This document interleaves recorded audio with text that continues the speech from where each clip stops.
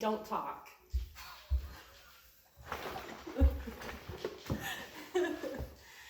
Hey guys, we thought we'd get on here. We're having a snow day, and so, we need something to do. And, because we've got nothing else to do. Nope. Anyway, we thought we'd get on here and just talk about what we would have in our packs if we were going to do the Crucible. So, we've done a few endurance hikes. We are certainly not experts, No. in the endurance hiking world. But we thought we'd just go through what's in our packs. It might help you. You might laugh at us and say they're losers and they have stupid things in their packs. But anyway, this is what we would have in our packs. Do you want me to go first? Go for it. No, I want you to go first. Okay, first of all, the very first thing I would have would be my clothes treated with permethrin of some sort. For those of you that don't like permethrin, anything that will protect you from ticks will be a huge, huge bonus. So. And mosquitoes. And mosquitoes. Treat your stuff. And that's not the day of. You read the instructions on there. You have to treat it way before and let it dry. Correct. All right. What would you have? Oh, we're going to go one at a time? Oh, absolutely. Okay, well, I have water. Lots of it. This is cheating. Water. Typically with 20 some miles, I would go through about 3 of these. So we're going to tell you, even though this is considered a self-supported hike and you should bring all of your own water, we will have one area where we'll be providing water at probably Baldwin. So about the halfway About point. halfway through. So first and foremost, water, because you're really going to need it. Okay. Absolutely. Your turn. This is personal preference, but sticks. To be perfectly honest, I used to make fun of people that use these, and I cannot imagine hiking any distance without them. No. It is a huge saver of your knees.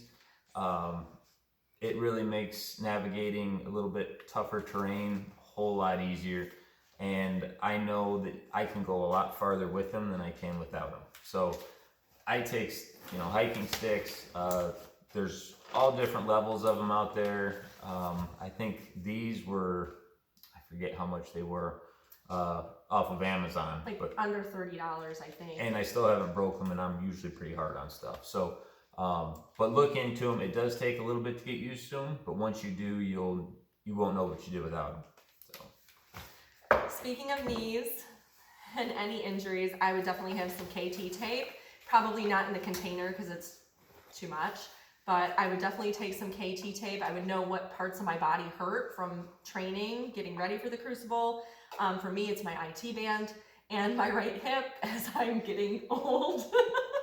But anyway, I would definitely take my knee and my hip. You might have other areas that hurt, so I would definitely take some KT tape. I would have them taped beforehand, but take some extras just in case. And for those of you without the thorough knowledge of KT tape, one of these. Maybe a brace. Knee brace, that's what they're called, knee brace. Start wearing it from the get-go if you want. I usually just have it in my pack in case I have an issue with my knees. Doesn't take up much space, and I just throw it in there. First aid kit, like I said before, maybe not in this actual kit, maybe put it in something lighter or a Ziploc bag. But in that I would have maybe some Foot Glide, nail clippers, tweezers, Benadryl, in case you get stung by something, Band-Aids. Also in here I have specific KT Band-Aids to help prevent blisters. I am a blistery person. Justin's not. You would think after point shoes I wouldn't have blister issues, but I do majorly, so I make sure I have that. Just a basic first aid kit. And for those of you that don't like basic, you can go hardcore. And I always carry this. This is my IFAK.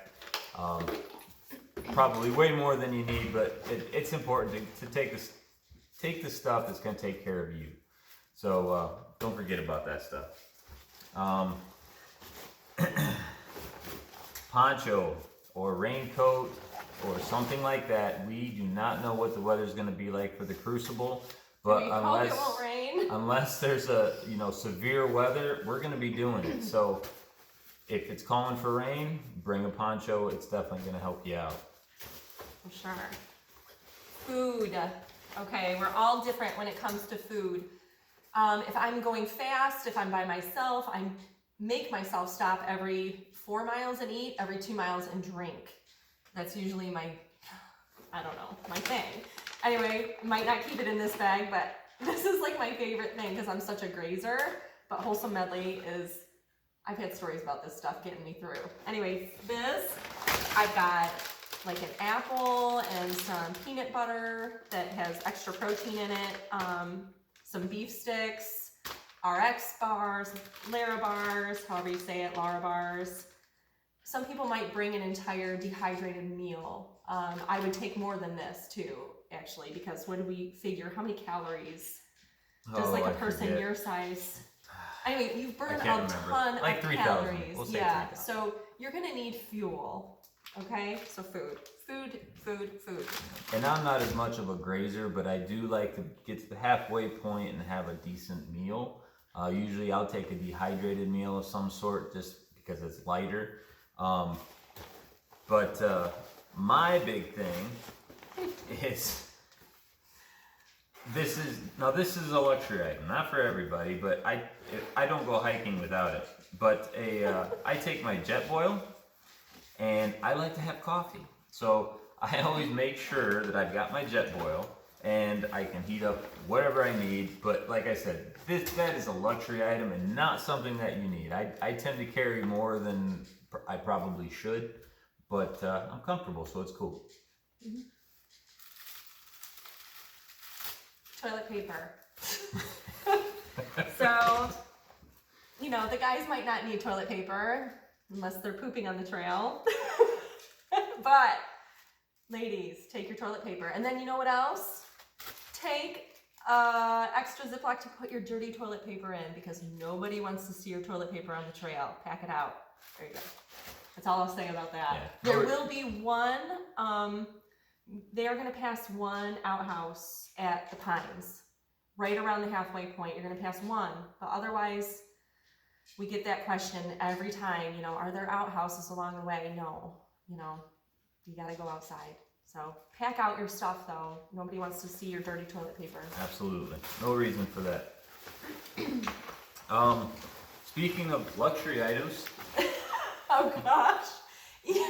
So. Everybody that knows him is going to laugh at this video because Jetboil and this. So when I relax, and to me that's important, you get your miles in, you need to recover a little bit. I take a hammock. It's this big, okay? It doesn't weigh much, but I can string it up, get off the ground, take a quick nap, and when I get done, I am ready to go again. Like I said, luxury item, it adds more weight to your pack. It's just my thing. It might be yours. But yeah, so when you're relaxing, you want to be comfortable. If that means just taking a tarp where you're not on the damp ground, take a tarp, but... or your poncho. Just or sit your on poncho, absolutely. That's what I do. Yeah.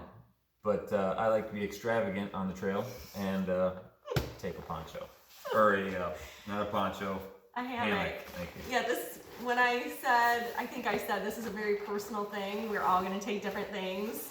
Him and, his luxury items. Absolutely. Some electrolytes. Huge. Yeah, I always have electrolytes with me. I like the Nuun ones because they don't have any colors or aspartame, any artificial sweeteners in them. So I do like these, but that's a personal preference. And one more thing, this would be my luxury item, chapstick. There's my luxury item, chapstick. There you go. Go ahead.